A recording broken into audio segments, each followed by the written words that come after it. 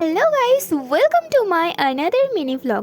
তো আজকে সকালবেলায় আমি চলে গেলাম টমেটো গাছের সামনে, আর গিয়ে দেখলাম কত সুন্দর সুন্দর টমেটো হয়েছে গাছে, একদম পাকা পাকা এবং লাল লাল। তো প্রথমেই তো আমি টমেটোগুলোকে ভালো করে ধুয়ে নিলাম এবং তারপর কেটে নিলাম। আর আরেকটা কথা কি জানো, আমি যখন রান্না করি তখন অনেকবার করে হাত ধুই। আর টমেটোর চাটনি কিন্তু আমি ফার্স্ট টাইম বানাচ্ছি, আশা করি খেতে ভালো হবে। এবং আরেকটা বিষয় হলো, আমি অনেকদিন ধরে মিনি ভ্লগ আপলোড দিচ্ছি না, সেটার পুরোপুরি আমার নিজের অলসমির জন্য। কারণ এক তো ভিডিও এডিট করতে হবে, তার মধ্যে আবার ভয়েস ওভার দিতে হবে, আর আমি রোজ ভাবি আজ করব করে আর করা হয় না। তো আজকে আমি বসেই বললাম যে আজকে আমি ভিডিওটা এডিট করে আপলোড করবই। আচ্ছা, তারপরে তো আমি আমশক্তগুলোকে টুকরো টুকরো করে কেটে নিলাম, দেন আবারও হাত ধুয়ে নিলাম।